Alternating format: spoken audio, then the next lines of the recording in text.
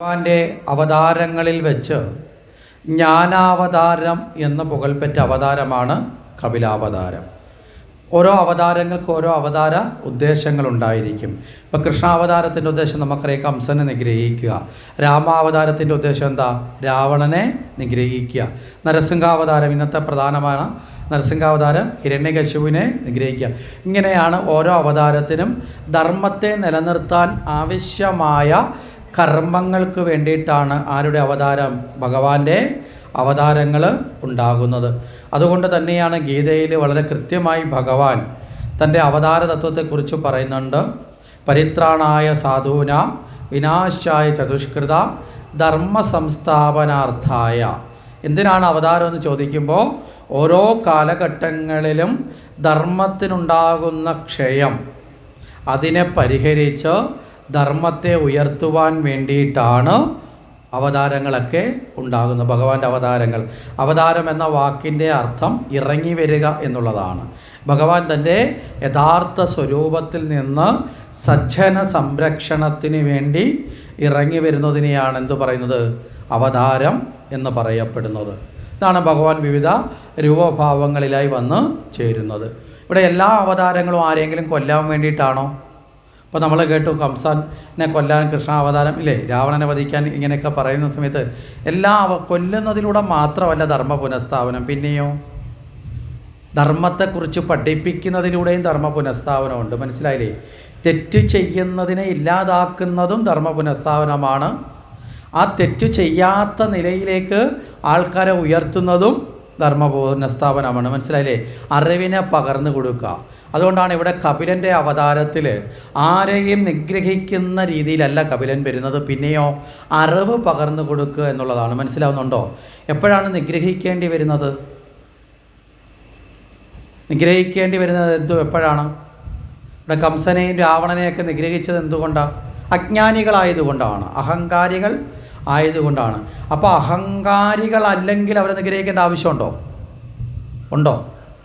ഭഗവാൻ എന്തുകൊണ്ടാണ് ചെയ്യുന്നത് വെച്ചാൽ അഹങ്കാരികളാണ്, അജ്ഞാനികളാണ്. അപ്പോൾ അജ്ഞാനികളാകാതെ ജ്ഞാനത്തിലേക്ക് ജനത്തെ ഉയർത്തുക എന്നതും അല്ലേ ഭഗവാന്റെ കർമ്മമാണ്. ഇപ്പോൾ നമ്മൾ വീട്ടിൽ തെറ്റ് ചെയ്യുന്ന ഒരു കുട്ടിയെ അടി കൊടുത്ത് ശിക്ഷ കൊടുക്കും.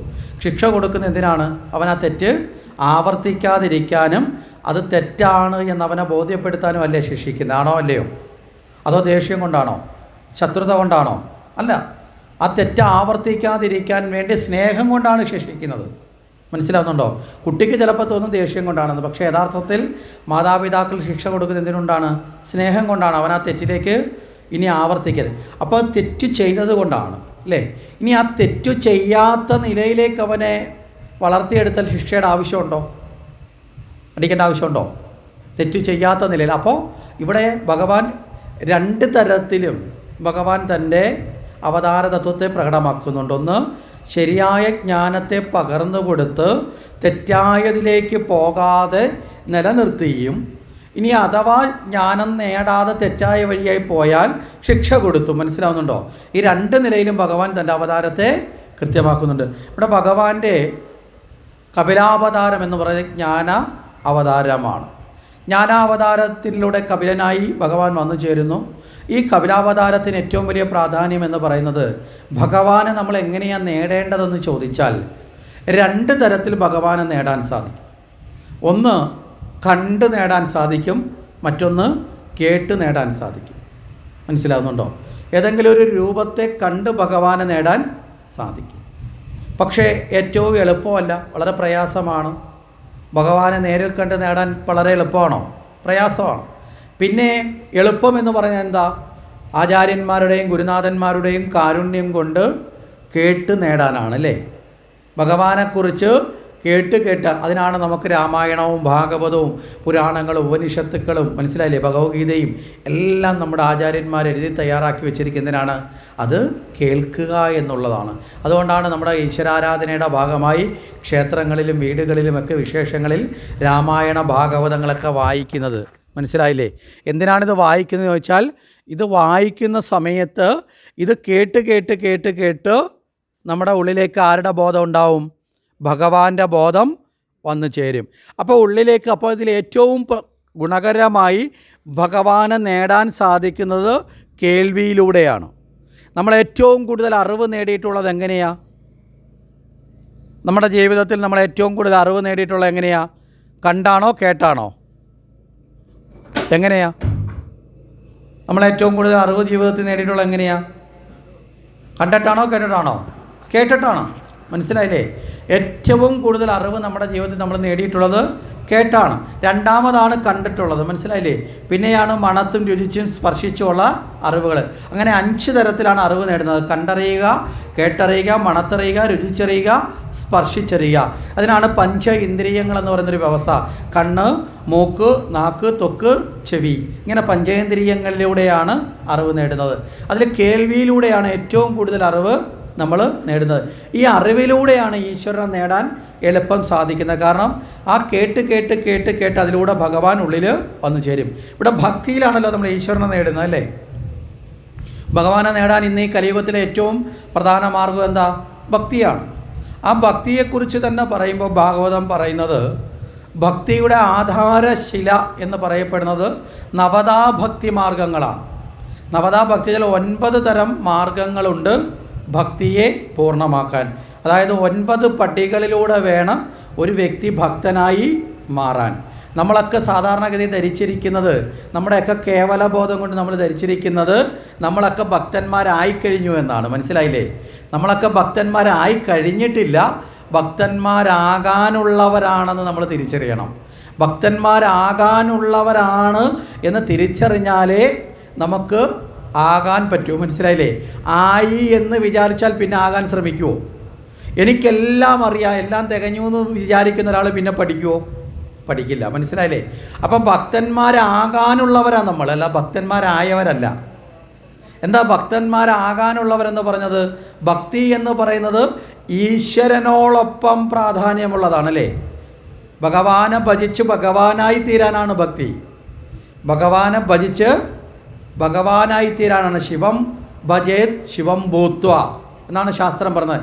ശിവനെ ഭജിച്ച് ശിവനായി തീരുക, നരൻ നാരായണനായി മാറുക.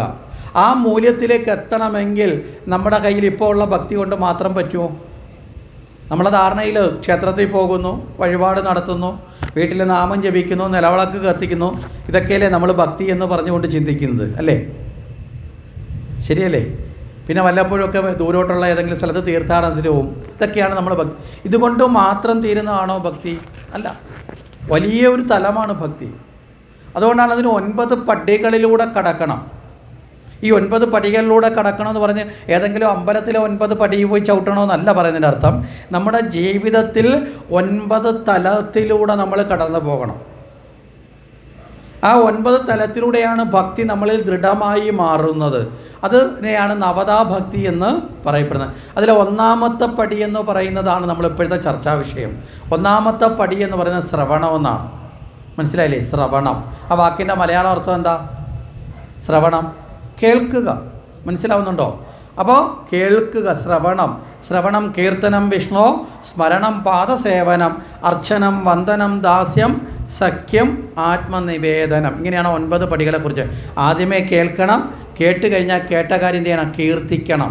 അതിനെക്കുറിച്ച് പറയാനും അതിനെ പാടാനും കഴിയണം. അതാണ് നമ്മൾ ഈശ്വരനുമായി ബന്ധപ്പെട്ട് ഒരുപാട് നാമങ്ങൾ വരുന്നത്. മനസ്സിലായില്ലേ? കീർത്തിക്കാൻ വേണ്ടിയിട്ടാണ്. അപ്പോൾ അങ്ങനെയുള്ള കീർത്തനം. അത് കഴിഞ്ഞാലോ സ്മരണം. അപ്പോൾ ശ്രവണം, കീർത്തനം, സ്മരണം, പാദസേവനം. സ്മരിക്കണം, ആ ഭഗവാനെ എപ്പോഴും ഓർക്കണം. പിന്നെ ഭഗവാന്റെ പാദസേവകനായി മാറണം. അർച്ചനം വന്ദനം ദാസ്യം. നമ്മുടെ ജീവിതം തന്നെ അർച്ചനം എന്ന് പറഞ്ഞാൽ പൂക്കൾ കൊണ്ട് അർച്ചന ചെയ്യുക എന്നുള്ളതല്ല. നമ്മുടെ ജീവിതത്തിൻ്റെ ഓരോ പ്രവൃത്തികളും എന്തായി മാറണം? മനസ്സിലായില്ലേ? നമ്മുടെ ജീവിതത്തിലെ ഓരോ പ്രവൃത്തികളും ഭഗവാനോടുള്ള അർച്ചനയായി മാറണം. അർച്ചനം വന്ദനം ദാസ്യം. അങ്ങനെ ഓരോ പ്രവൃത്തികളും ഭഗവാന്റെ പൂജയാക്കി മാറ്റുമ്പോൾ നമുക്കവിടെ വന്ദിക്കാനുള്ള ഭാഗ്യം കിട്ടും. മനസ്സിലാകുന്നുണ്ടോ? അങ്ങനെയാണ് വന്ദിക്കേണ്ടത്, ഭഗവാനെ വന്ദിക്കേണ്ടത്. അപ്പോൾ വന്ദിക്കുക, ആ വന്ദനം. പിന്നെ ഭഗവാന്റെ ദാസ്യനായി മാറുക.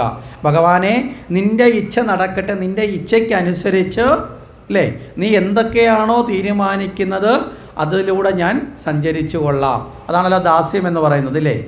അപ്പോൾ അർച്ചനം വന്ദനം ദാസ്യം സഖ്യം ആത്മനിവേദനം. പിന്നീടോ ഭഗവാനും നമ്മളും തമ്മിലൊരു ബന്ധം ഉണ്ടാവണം, ഒരു മാനസികമായി ഒരു ബന്ധം ഉണ്ടാവണം, ആ സഖ്യം ഉണ്ടാവണം. അത് കഴിഞ്ഞാൽ അവനവനെ തന്നെ ആർക്ക് സമർപ്പിക്കണം?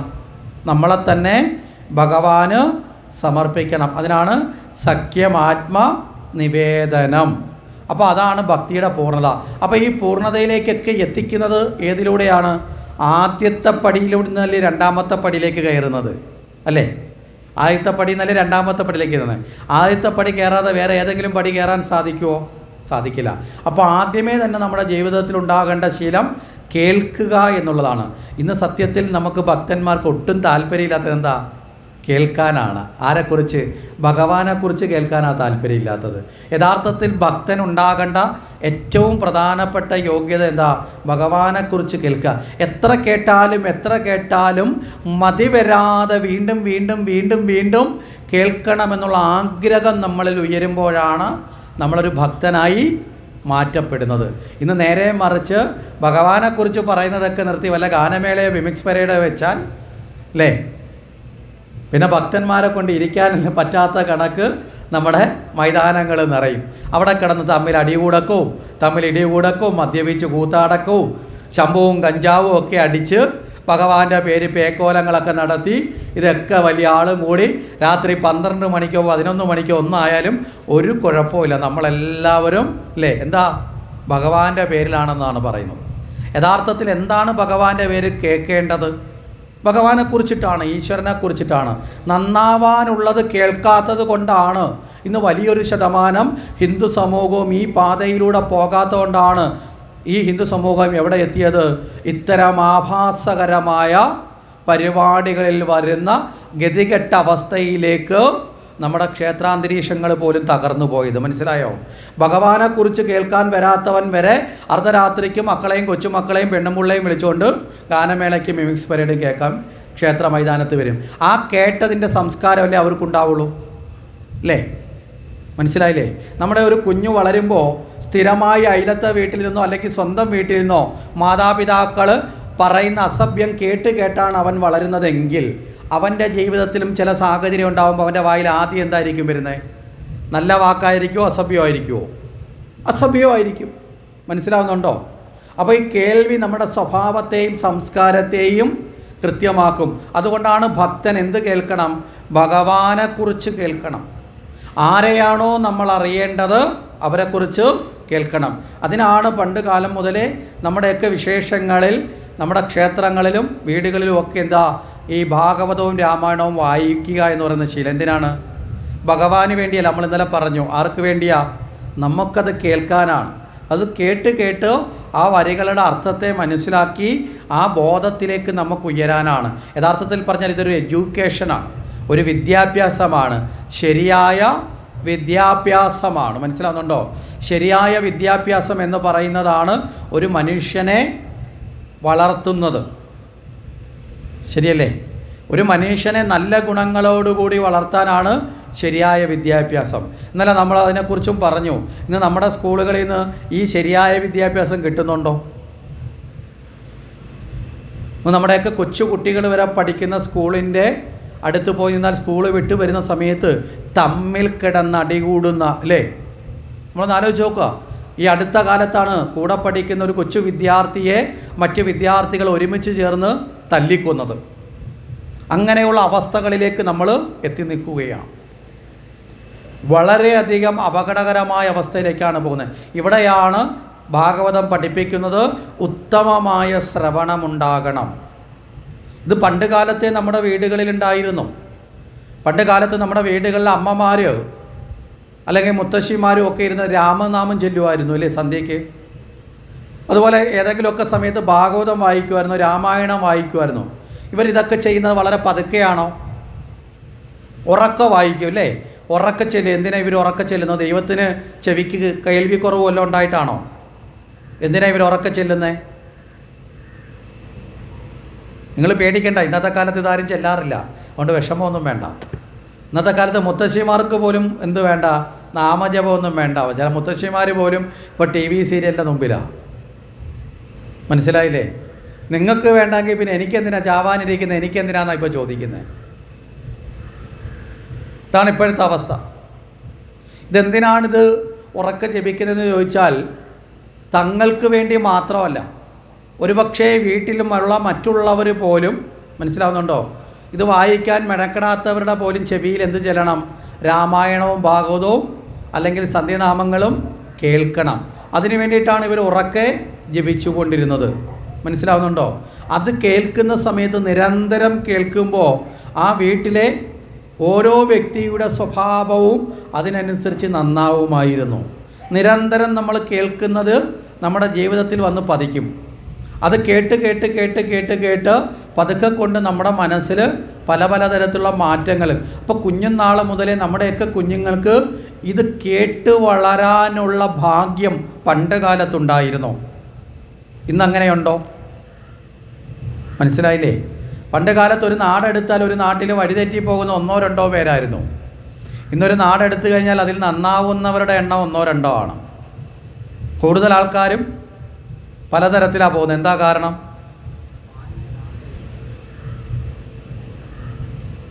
കാരണം കൂടുതൽ നമ്മുടെ വീടുകളിൽ ഇന്ന് അങ്ങനെ ഒരു വിദ്യാഭ്യാസം ഇന്ന് നമ്മുടെ വീടുകളിൽ നടക്കുന്നില്ല.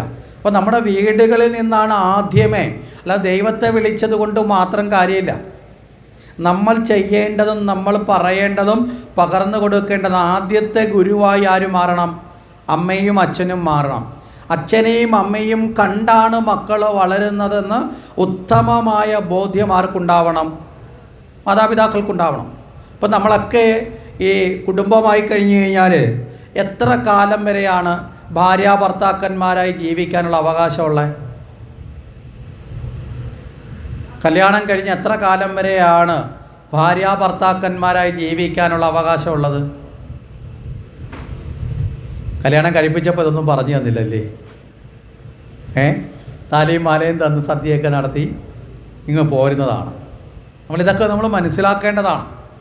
എത്ര കാലം വരെയാണ് ഭാര്യ ഭർത്താക്കന്മാർക്ക് ആയി ജീവിക്കാൻ നമുക്ക് അവകാശമുള്ളത്? എത്ര കാലം വരെയാ? ചിലർ സ്നേഹം കൂടിയാൽ പറയും മരണം വരെ എന്നൊക്കെ പറയും. ഒന്നുമില്ല, അവിടം വരെ ഒന്നുമില്ല. ആദ്യത്തെ കുഞ്ഞ് പിറക്കുന്നത് വരെയേ ഉള്ളൂ. ആദ്യത്തെ കുഞ്ഞ് പിറന്നാൽ പിന്നെ ഭാര്യയും ഭർത്താവും എന്നുള്ള സ്ഥാനത്ത് നിന്ന് അവർ വേറൊരു സ്ഥാനക്കയറ്റത്തിലേക്ക് എത്തും. ആരായിട്ട് മാറും? അച്ഛനും അമ്മയുമായി മാറും. മനസ്സിലാവുന്നുണ്ടോ? അത് കഴിഞ്ഞ് രണ്ടാമത്തെ കുഞ്ഞ് മൂന്നാമത്തെ കുഞ്ഞ് വേണ്ടാന്നല്ല പറഞ്ഞതിൻ്റെ അർത്ഥം. അവരുടെ ഓരോ പ്രവൃത്തിയും ചിന്തയും, മനസ്സിലാവുന്നുണ്ടോ, അവരുടെ സംസാരവും ഒക്കെ കണ്ട് പഠിക്കാനുള്ള ഒരാളും കൂടി അവിടെ എത്തി, ആ വീട്ടിലെത്തി. അതോടുകൂടി അവർ മാതാപിതാക്കൾ എന്നുള്ള ഈശ്വരീയ ഗുണങ്ങളോടുകൂടിയവരായി മാറണം. ആ ഈശ്വരീയമായ ഗുണങ്ങളോടുകൂടി, കാരണം ഈശ്വരതുല്യമായ സ്ഥാനമാണ് ആർക്കുള്ളത്? അച്ഛനും അമ്മയ്ക്കും ഉള്ളത്. അങ്ങനെയാണോ ഇന്ന് നമ്മുടെയൊക്കെ വീടുകളിൽ? ആണോ? ഇവിടെയാണ് നമ്മൾ കൃത്യമായ ഒരു കുടുംബത്തിൻ്റെ പ്രാധാന്യം നമ്മൾ മനസ്സിലാക്കേണ്ടത്. ശരി, ഇവിടെ ഭഗവാൻ ജ്ഞാനാവതാരമാണ്. ആ ജ്ഞാനം കൊണ്ടാണ് ഈ ഭാഗവതം അതുപോലെ ഭഗവത് ദർശനങ്ങളെല്ലാം നിൽക്കുന്നത്.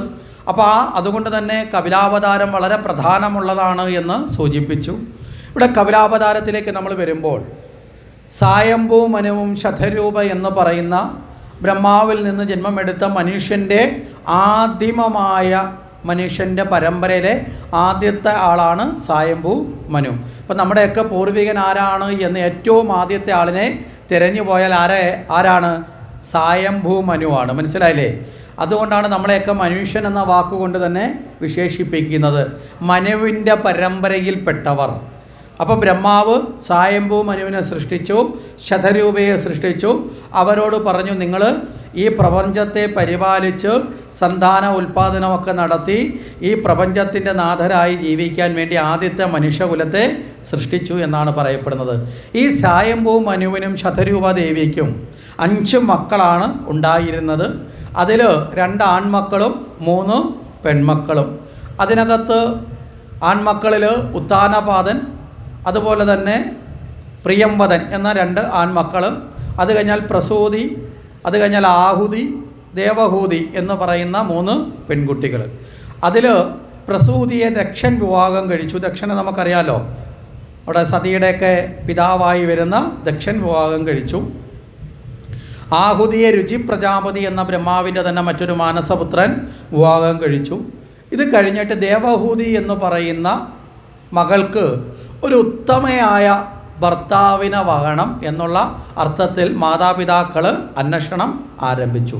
ഇപ്പോൾ എപ്പോഴും നമുക്ക് കാണാൻ സാധിക്കും, മക്കൾ പ്രായപൂർത്തിയായി കഴിഞ്ഞാൽ, അല്ലേ, വിവാഹപ്രായമായി കഴിഞ്ഞാൽ ആ മക്കൾക്ക് ഏറ്റവും അനുയോജ്യമായ ഭർത്താവിനെയോ അല്ലെങ്കിൽ ഭാര്യയോ കണ്ടെത്താൻ ആരും കൂടാണ് സഹായിക്കുന്നത്? മാതാപിതാക്കളും ചേർന്നിട്ടാണ്. എന്താ കാരണം? ഇപ്പോൾ അങ്ങനെയല്ല, ഇപ്പോൾ സ്വന്തമായിട്ട് കണ്ടെത്തലാണ് പരിപാടി. മനസ്സിലായില്ലേ? ഇപ്പോൾ കണ്ടെത്താൻ മുമ്പേ പറഞ്ഞ കണക്ക് പ്രായപൂർത്തി ആവണ്ട. ഇപ്പം അങ്ങനെയൊന്നുമില്ല. ഇപ്പം 3ാം ക്ലാസ്സുകാരനാണ് വീട്ടിൽ വന്ന് അമ്മയോട് പറയുന്നത്, അമ്മേ എനിക്ക് ഗേൾ ഫ്രണ്ട് ഉണ്ട്, ഞാൻ അവളെ കെട്ടത്തോളൂ എന്നൊക്കെ പറയും. എന്താ കാരണം? വീട്ടിലും കാര്യങ്ങളിലും കാണുന്നതും കേൾക്കുന്നതും ഒക്കെ കണ്ട് ആ കുട്ടി അങ്ങനെ ആയി മാറുന്നതാണ്. അല്ലാതെ ഇന്നത്തെ കാലത്ത് കുഞ്ഞുങ്ങൾ വഴിതെറ്റുന്നതല്ല, കുഞ്ഞുങ്ങളെ വഴിതെറ്റിക്കുന്നതാണ്. മനസ്സിലാവുന്നുണ്ടോ? നമ്മളെ വീട്ടിലെ സംസാരവും നമ്മൾ കുഞ്ഞുങ്ങളെ മുമ്പിൽ ഇരുന്ന് കാണുന്നതും ഒക്കെ ടി വിയിലൂടെയും അല്ലാതെയൊക്കെ കാണുന്നതും നമ്മൾ അടുത്തിരുന്നു കൊണ്ട് കാണുന്നവരുണ്ടെന്നുള്ളത് മനസ്സിലാക്കിയാതെ നമ്മുടെ അതേ ബോധതലം ആർക്കുണ്ടാവില്ല? കുഞ്ഞുങ്ങൾക്കുണ്ടാവുമോ? അവരവരുടെ തലത്തിൽ അതിനെ അങ്ങ് എടുക്കും. മനസ്സിലായില്ലേ? അങ്ങനെയൊക്കെയാണ് അതൊക്കെ സംഭവിക്കുന്നത്. ശരി, ഇവിടെ പറഞ്ഞു വന്നത് മാതാപിതാക്കളും കൂടി ചേർന്നിട്ട് എന്നൊരു വ്യവസ്ഥ ഉള്ളപ്പോൾ ഉള്ള ഗുണം എന്താണെന്ന് ചോദിച്ചാൽ, ഈ കുറേ കൂടി ജീവിതാനുഭവങ്ങളുള്ളവരല്ലേ മാതാപിതാക്കൾ, അല്ലേ? ഒരു 18 വയസ്സ് തികയുന്ന ഒരു പെൺകുട്ടിയേക്കാളും അല്ലെങ്കിൽ ഒരു 21 വയസ്സ് തികയുന്ന ഒരു ആൺകുട്ടിയേക്കാളും കുറേ കൂടി ജീവിതാനുഭവങ്ങൾ ആർക്കുണ്ട്? മാതാപിതാക്കൾക്കുണ്ട്. അപ്പോൾ അവർക്ക് കുറേ കൂടി പക്വതയുണ്ട്. ആ പക്വതയും കൂടിയിട്ട് ചേർന്നിട്ടാണ് അങ്ങനെ ഒരു കാര്യത്തെ കണ്ടെത്തുന്നതെങ്കിൽ കുറേ കൂടെ ജീവിതം എന്തായിരിക്കും? സുരക്ഷിതമായിരിക്കും. മനസ്സിലാവുന്നുണ്ടോ? അപ്പോൾ അതും കൂടി ചേർത്തുകൊണ്ട് ആണെന്ന ഒരു രീതിയാണ് നമ്മുടെ സാധാരണഗതിയിൽ ഉണ്ടായിരുന്നത്. ഇവിടെ ഈ സായംഭൂ മനുവും ശതരൂപദേവിയും കൂടി, ഇവർ രണ്ടുപേരും കൂടി ഈ ദേവഹൂതിക്ക് ഉചിതനായ ഒരു ഭർത്താവിനെ അന്വേഷിച്ച് പുറപ്പെട്ടു. ഇവർ പുറപ്പെടുന്ന സമയത്ത് ഇവർ നേരെ തൻ്റെ പിതാവായ ബ്രഹ്മദേവനെയാണ് ആദ്യം കാണുന്നത്. ബ്രഹ്മദേവനോട് പറഞ്ഞു, ബ്രഹ്മദേവ, അങ്ങയുടെ ചെറുമകളായ ദേവഹൂതിക്ക് ഉത്തമനായ ഒരു ഭർത്താവിനെ ലഭിക്കണം, അങ്ങയ്ക്ക് എന്തെങ്കിലും നിർദ്ദേശങ്ങളുണ്ടോ എന്ന് ചോദിച്ചു. ബ്രഹ്മദേവൻ പറഞ്ഞു, കർദമൻ എന്ന് പറയുന്ന ഒരാളുണ്ട്, അദ്ദേഹത്തിൻ്റെ അടുത്ത് പോയി അദ്ദേഹത്തിനെ ഈ മകൾക്ക് വരനായി സ്വീകരിക്കാൻ പറഞ്ഞു. എന്താ കർദമനെ തന്നെ സെലക്ട് ചെയ്യാൻ കാരണം വെച്ചാൽ, ഈ കർദമൻ എന്ന് പറയുന്നത് ആ മുമ്പ് ഭഗവാൻ വിഷ്ണുവിനെ തപസ് ചെയ്തൊരു വരപ്രാപ്തി നേടിയ ആളാണ്. അന്ന് ആ വരം നേടുമ്പോൾ കർദമൻ ചോദിച്ച വരം, ഭഗവാനെ അങ്ങ് എനിക്ക് മകനായി പിറക്കണം എന്നാണ് ആദ്യമേ തപസ് ചെയ്തപ്പോൾ ചോദിച്ചത്. ഭഗവാൻ അനുഗ്രഹിക്കുകയും ചെയ്തു, ഞാൻ മകനായി പിറക്കാം എന്ന് അനുഗ്രഹിക്കുകയും ചെയ്തു. പിന്നീട് കുറേ കാലം കഴിഞ്ഞപ്പോൾ വീണ്ടും തപസ് ചെയ്തു. അങ്ങനെ തപസ് ചെയ്ത് പോയപ്പോൾ ഈ ആദ്യമേ തപസ് ചെയ്യുന്ന സമയത്ത് ഈ വിവാഹം കഴിക്കണം, മകനെ ഉണ്ടാകണം എന്നുള്ള ആഗ്രഹം ഉണ്ടായിരുന്നു. രണ്ടാമത് തപസ് ചെയ്ത് മുന്നോട്ട് പോയി വിവാഹം കഴിക്കുക എന്നുള്ള ആഗ്രഹമൊക്കെ മനസ്സിൽ നിന്ന് പോയി. ആ ആഗ്രഹങ്ങളൊക്കെ പോയിട്ട് അങ്ങനെ പരിപൂർണ ബ്രഹ്മചാരിയാവണമെന്ന ഭാവത്തിൽ, സന്യാസ ഭാവത്തിലാണ് രണ്ടാമത് തപസ് ചെയ്ത് പോകുന്നത്. ഇതേ സമയത്താണ് ബ്രഹ്മദേവൻ പറഞ്ഞിട്ട് സായംഭൂ മനുവും ശതരൂപദേവിയും കൂടി തൻ്റെ മകളായ ദേവഹൂതിയെയും കൂട്ടി എവിടെ വരുന്നത്? ഈ കർദമൻ്റെ മുന്നിൽ വന്നു.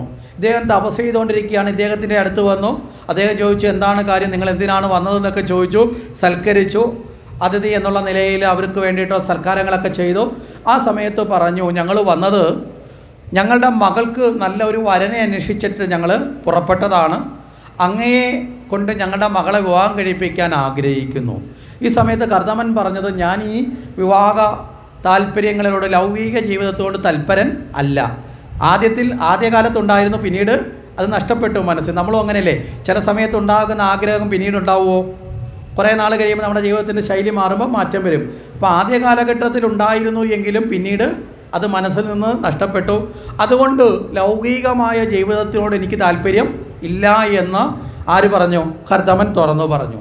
ഈ സമയത്ത് സായംഭൂ മനു പറഞ്ഞു, അങ്ങനെ അങ്ങ് പറയരുത്, ഞങ്ങളുടെ മകൾക്ക് ഏറ്റവും യോഗ്യനായ വരൻ അങ്ങാണെന്നാണ് ഞങ്ങൾ വിശ്വസിക്കുന്നത്. അതുകൊണ്ട് ഞങ്ങളുടെ മകളെ സ്വീകരിക്കണം. പിന്നെയോ സാക്ഷാൽ ബ്രഹ്മദേവൻ പറഞ്ഞിട്ട് കൂടിയാണ് ഞങ്ങൾ വന്നത് എന്നുകൂടി പറഞ്ഞപ്പോൾ കർദമൻ സമ്മതിച്ചു. ഈ സമയത്താണ് കർദമൻ ഓർമ്മ വന്നത്, താൻ മുമ്പ് അങ്ങനെ ഒരു വരം നേടിയിട്ടുണ്ട്, ഭഗവാൻ മകനായി പിറക്കാമെന്നൊരു വരവും കൊടുത്ത് അനുഗ്രഹിച്ചിട്ടുണ്ട്. അങ്ങനെയാണെങ്കിൽ അത് സംഭവിക്കാതിരിക്കാൻ പറ്റുമോ? മനസ്സിലായില്ലേ? ഭഗവാൻ വന്ന് പിറക്കുമെന്ന് പറഞ്ഞ ഭഗവാന്റെ വരം കൊടുത്തിട്ടുണ്ടെങ്കിൽ നടക്കുക തന്നെ ചെയ്യും. അപ്പോൾ അതിന് വിവാഹത്തിലേക്ക് പോകേണ്ടി വരും. പക്ഷേ എങ്കിലും പൂർണ്ണ മനസ്സങ്ങോട്ട് വന്നില്ല. അദ്ദേഹം പറഞ്ഞു, ഒരു ഉപാധിയുണ്ട്. മനസ്സിലായില്ലേ? കല്യാണം കഴിക്കുന്നതിന് ഒരു ഉപാധിയുണ്ട്. ആ ഉപാധി അംഗീകരിച്ചാൽ നിങ്ങളുടെ മകളെ ഞാൻ വിവാഹം ചെയ്തുകൊള്ളാം. ഇവർ ചോദിച്ചു എന്താണ് ഉപാധി? അപ്പോൾ ഈ ഉപാധി പറഞ്ഞു, ഉപാധി എന്ന് പറയപ്പെടുന്നത് ഞാൻ ദേവഹൂതിയെ വിവാഹം കഴിക്കും, പക്ഷേ എപ്പോഴെങ്കിലും ഈ ലൗകിക ജീവിതത്തിനോട് എനിക്ക് താല്പര്യം നഷ്ടപ്പെട്ടാൽ, വിരക്തി വന്നാൽ ഞാൻ ഇവരെ ഉപേക്ഷിച്ച് പോകും. മനസ്സിലാവുന്നുണ്ടോ? അതായത് കല്യാണം കഴിക്കാം, പക്ഷേ വിരക്തി വന്നാൽ സ്വയം തോന്നുവാണ് എനിക്ക് ഈ ലൗകിക ജീവിതം വേണ്ട എന്ന് തോന്നിക്കഴിഞ്ഞാൽ ആ നിമിഷം തന്നെ ഈ ഭാര്യയെ ഉപേക്ഷിച്ച് സന്യാസം സ്വീകരിച്ച് അവിടം വിട്ട് പോകും എന്ന് ഉപാധി പറഞ്ഞു. ഇങ്ങനെ ഒരു ഉപാധി പറഞ്ഞാൽ ഏതെങ്കിലും മാതാപിതാക്കൾ പിന്നീട് തങ്ങളുടെ മക്കളെ വിവാഹം കഴിച്ചു കൊടുക്കുമോ? കല്യാണം ആലോചിക്കാൻ വന്ന ചെറുക്കൻ പറയുകയാണ് ഞാൻ കല്യാണം കഴിക്കാം, പക്ഷേ എനിക്കെപ്പോഴെങ്കിലും താല്പര്യം വേണ്ടാന്ന് തോന്നിയാൽ ഞാൻ നിങ്ങളുടെ മോളെ കളഞ്ഞിട്ടങ്ങ് പോകും എന്ന് പറഞ്ഞാൽ കല്യാണം കഴിച്ചു കൊടുക്കുമോ? സാധാരണഗതിയിലുണ്ടോ? കൊടുക്കില്ല. ഇനി ഇങ്ങനെ ഒരാളിനെ വിവാഹം കഴിക്കാൻ ഏതെങ്കിലും പെൺകുട്ടികൾ തയ്യാറാവുമോ? അതും തയ്യാറാവില്ല. പക്ഷേ ഇവിടെ സംഭവിച്ചത് വിപരീതമാണ്. ഇവിടെ ദേവഹൂതി തയ്യാറായി, അതിലുപരിയായിട്ട് ഇവിടെ മാതാപിതാക്കളും തയ്യാറായി. ഇവിടെ എന്താ കാര്യമെന്ന് ചോദിച്ചാൽ, നമ്മുടെ ഇന്നത്തെ ജീവിതവുമായി ബന്ധപ്പെടുത്തി നമ്മൾ ചിന്തിച്ചാൽ ഒറ്റ വാക്കിൽ പറയാം, ഒരു ഗുണവുമില്ലാത്തവരോടെ ജീവിതകാലം മുഴുവൻ അനേകം വർഷം ജീവിക്കുന്നതിനേക്കാൾ നല്ലതല്ലേ ഉത്തമനായ ആളിനോടെ കുറച്ചു കാലമെങ്കിലും ജീവിക്കുന്നത്? ഏതാ നല്ലതേതാ? ഒരു ഗുണവുമില്ലാത്ത, മനസ്സിലായില്ലേ, ഒരാളിനോടൊപ്പം 50 വർഷം ജീവിക്കുന്നതിനേക്കാളും നല്ലതല്ലേ യോഗ്യനായ നല്ല വ്യക്തിയോടൊപ്പം 5 വർഷമാണെങ്കിലും ജീവിക്കുന്നത്? ഏതാ നല്ലത്? മനസ്സിലായപ്പോൾ? ഇനി രണ്ടാമത്തെ ഒരു ചിന്ത വന്നു കഴിഞ്ഞാൽ, ഒരു വിവാഹവും കുടുംബജീവിതവും എന്ന് പറയുന്നത് അതിലൂടെ ലഭിക്കുന്ന സമ്പത്തെന്ന് പറഞ്ഞാൽ മക്കളല്ലേ? അല്ലേ? ഗൃഹസ്ഥ ജീവിതത്തിൻ്റെ സമ്പത്ത് മക്കളാണ്. ആ മാതാപിതാക്കളുടെ സുരക്ഷിതരാകുന്നത് ആരിലൂടെയാണ്? മക്കളിലൂടെയാണ്. അപ്പോൾ ഏതൊരു മാതാപിതാക്കളും കുടുംബസ്ഥരാകുമ്പോൾ ഏറ്റവും നല്ല സന്താനങ്ങളെ നേടുക എന്നതല്ല അവൻ്റെ ജീവിതത്തിൻ്റെ ലക്ഷ്യം, അല്ലേ? ആണോ? ഏറ്റവും നല്ല സന്താനങ്ങളെ നേടുക എന്നുള്ളതാണ്. അപ്പോൾ ഏറ്റവും നല്ല സന്താനങ്ങളെ നേടണമെങ്കിൽ ഏറ്റവും യോഗ്യരായ വ്യക്തികളിൽ നിന്ന് ഗർഭാധാനം സ്വീകരിക്കണം ജീവിതത്തിലേക്ക്, വേണ്ടേ? യോഗ്യതയുള്ള മാതാപിതാക്കളിൽ നിന്നും മാത്രമേ ആരുണ്ടാവൂ? യോഗ്യരായ മക്കളുണ്ടാവൂ. മനസ്സിലായില്ലേ? നമ്മുടെ നാട്ടിലൊരു ചൊല്ലുണ്ട്, കാരസ്കരത്തിൻ ഗുരു പാലിലിട്ടാൽ കാലാന്തരേ കയ്പ് ശമിപ്പതുണ്ടോ? കാഞ്ഞിരത്തിൻ്റെ ഗുരു കൊണ്ട് പാലിലിട്ടാൽ കയ്പ് കുറയുമോ?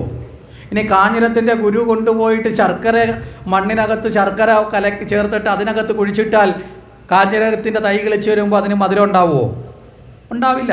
മനസ്സിലായില്ലേ? അതിനാണ് സാധാരണ പറയും 10 ഗുണം 10 ഗുണം, പെട്ടെന്ന് മനസ്സിലാവും. അപ്പം നല്ല ഗുണത്തോടു കൂടിയ സന്താനങ്ങൾ ഉണ്ടാവണം. അതിനാരെ കൊണ്ട് സാധിക്കും? കർദമനെ കൊണ്ട് സാധിക്കും. അങ്ങനെ വിവാഹം കഴിഞ്ഞു. ഈ കർദമനാകട്ടെ വിവാഹമൊക്കെ കഴിഞ്ഞു എങ്കിലും ഈ ദേവഹൂതിയെ അങ്ങനെ കാര്യമായി അങ്ങോട്ട് പരിഗണിച്ചിട്ടൊന്നുമില്ല. കാരണം ഇദ്ദേഹം പൂർണ്ണമായും പഴയതുപോലെ തന്നെ വീണ്ടും പൂജയും തപസ്സും ഒക്കെ ആയിട്ട് ഇങ്ങനെ പോവുകയാണ്. മനസ്സിലാകുന്നുണ്ടോ? ഇതൊരു പരീക്ഷണമാണ്. ഇവിടെ നമ്മളെയൊക്കെ വീടുകളിൽ നിന്ന് കല്യാണം കഴിച്ചു കൊടുക്കുന്ന പെൺകുട്ടി കല്യാണം കഴിച്ചെന്ന് ഭർത്താവ് പരിഗണിക്കാതിരുന്നാൽ 1 ദിവസം കഴിഞ്ഞ് 2 ദിവസം കഴിഞ്ഞ് 3 ദിവസം കഴിഞ്ഞാൽ പിന്നെ അവിടെ നിൽക്കുമോ?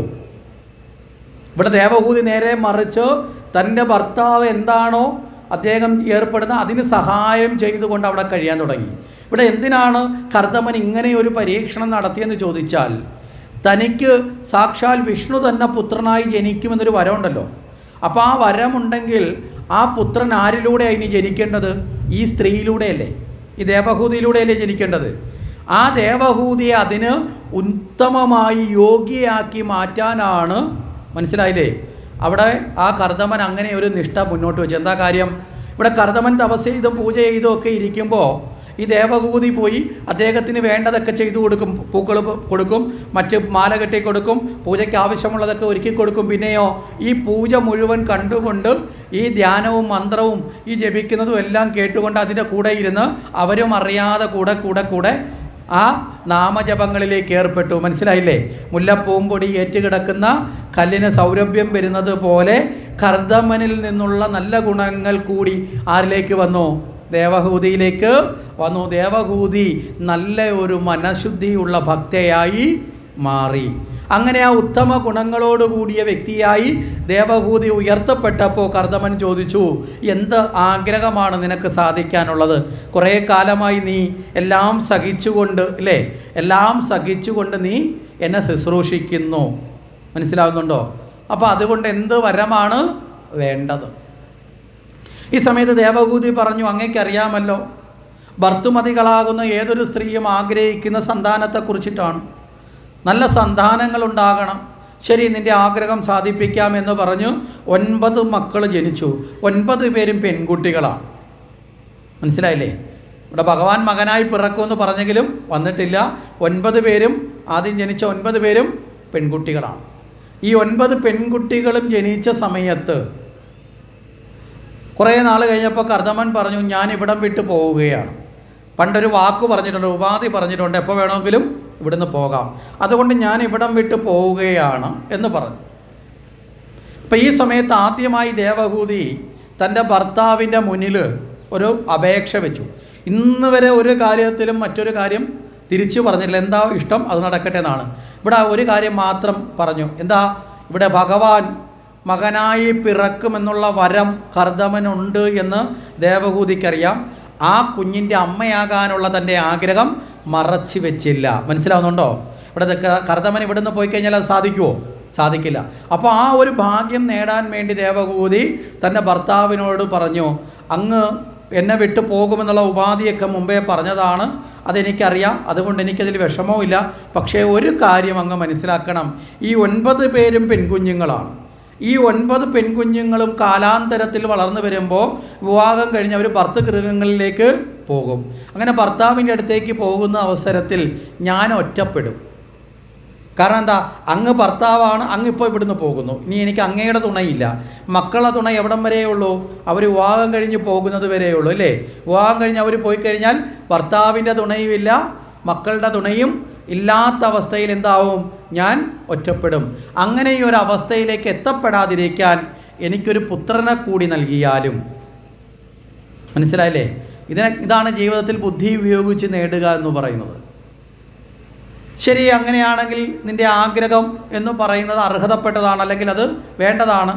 അത്തരത്തിൽ അടുത്ത ഒരു പുത്രൻ ജനിച്ചു. അതാണ് കപില വാസുദേവൻ. ഇവിടെ സാക്ഷാൽ ശ്രീഹരി വിഷ്ണു അവിടെ ദേവഹൂതിയുടെ മകനായി ജനിച്ചു. കുഞ്ഞ് കുറച്ച് നാൾ കഴിഞ്ഞപ്പോഴത്തേക്ക് ഈ പിതാവ് എന്ത് ചെയ്തു? ഈ കർദമൻ മകൻ്റെ പാദത്തിൽ നമസ്കരിച്ചു. നമ്മുടെ കേവല ചിന്തയിലോ നമ്മുടെ യുക്തി തലത്തിൽ ചിന്തിക്കുമ്പോഴോ ആചാരത്തിലോ ചിന്തിച്ചാൽ മകൻ്റെ പാദത്തിൽ അച്ഛൻ നമസ്കരിക്കുന്നത് തെറ്റാണോ ശരിയാണോ? സാധാരണഗതിയിൽ തെറ്റാണ്. പക്ഷേ ഇവിടെ ആചാരങ്ങൾക്കും അപ്പുറമാണ് ഈശ്വരൻ്റെ സാന്നിധ്യം. മനസ്സിലല്ലേ? ആചാരങ്ങളല്ല ഈശ്വരൻ. ആചാരങ്ങൾ എന്തിനാണ്? ഭഗവാനെ അറിയുവാനുള്ള വഴിയാണ്. മനസ്സിലാവുന്നുണ്ടോ? ഭഗവാൻ എന്ന അനുഭവം അതിനപ്പുറമാണ്. ഇവിടെ സാക്ഷാൽ ഭഗവാനാണ് മകനായി നിൽക്കുന്നതെന്ന് ആർക്കറിയാം? കർദമൻ അറിയാം. കാര്യം കർദമൻ തപസ് ചെയ്താണല്ലോ ഇങ്ങനൊരു ഭാഗ്യം നേടിയത്.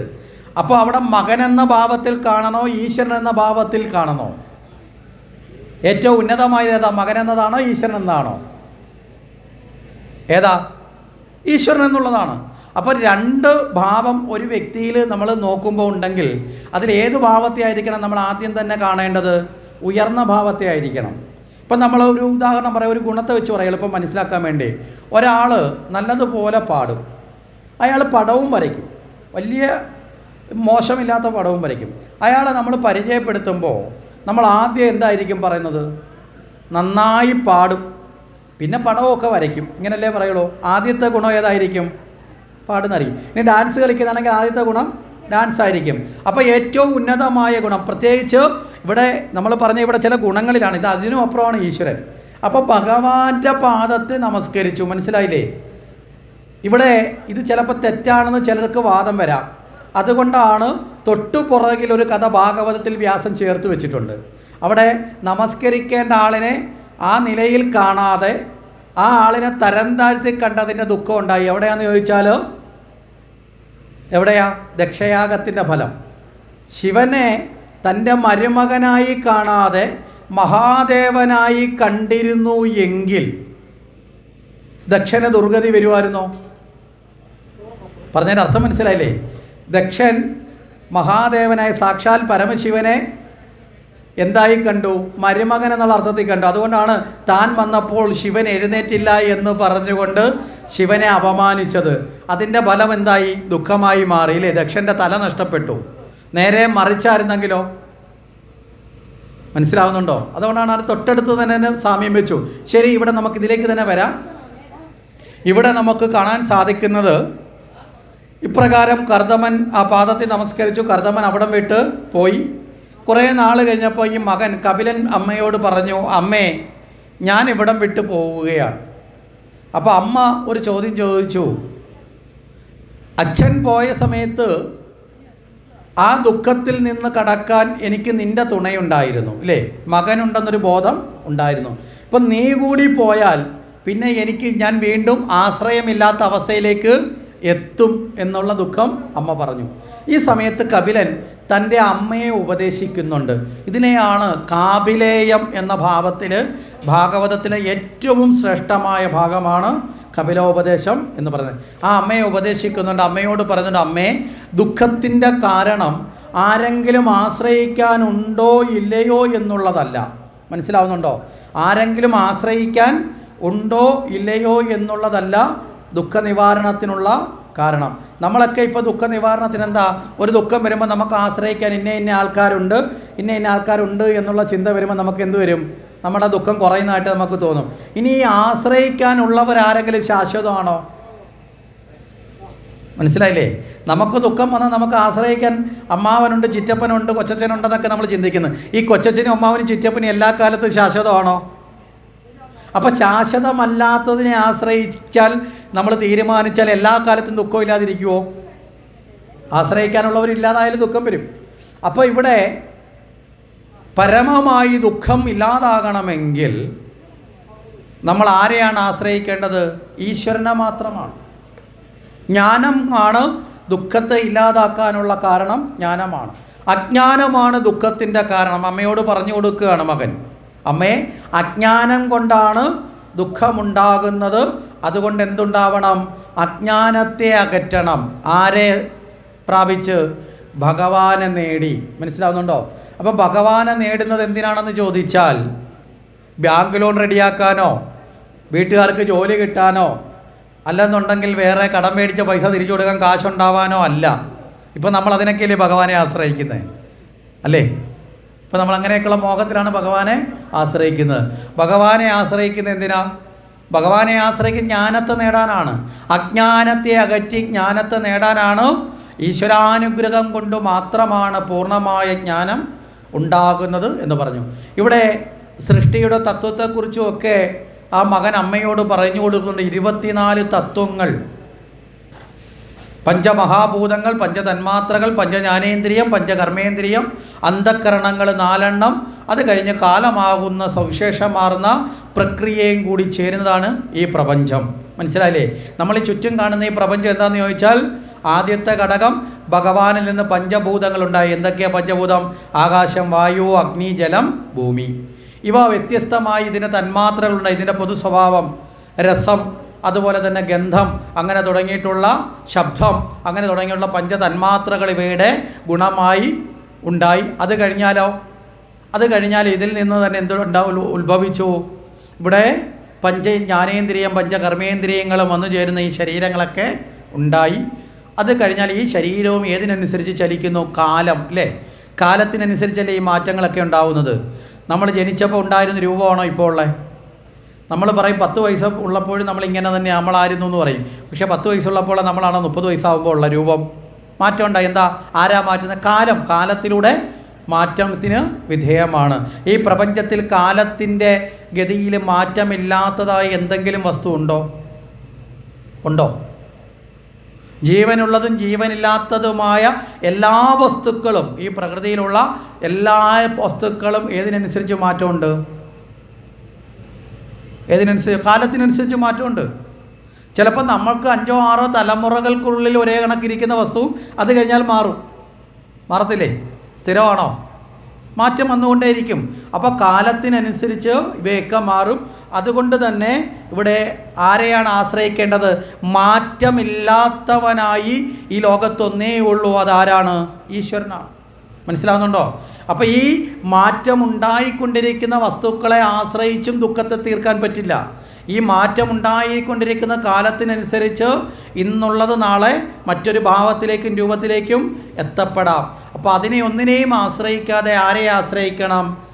ഭഗവാനെ ആശ്രയിക്കണം എന്ന് പറഞ്ഞ് അമ്മയെ ഉപദേശിച്ച് അമ്മയ്ക്ക് ആ പരമമായ ജ്ഞാനത്തിലൂടെ അമ്മയുടെ ദുഃഖത്തെ അകറ്റി അതിനുശേഷം നേരെ ഭഗവത് പാദം പ്രാപിക്കാൻ വേണ്ടി ആ സന്നിധി വിട്ട് കപിലൻ അവിടെ ഈശ്വരപാദത്തിലേക്ക് ഉയർത്തപ്പെട്ടു.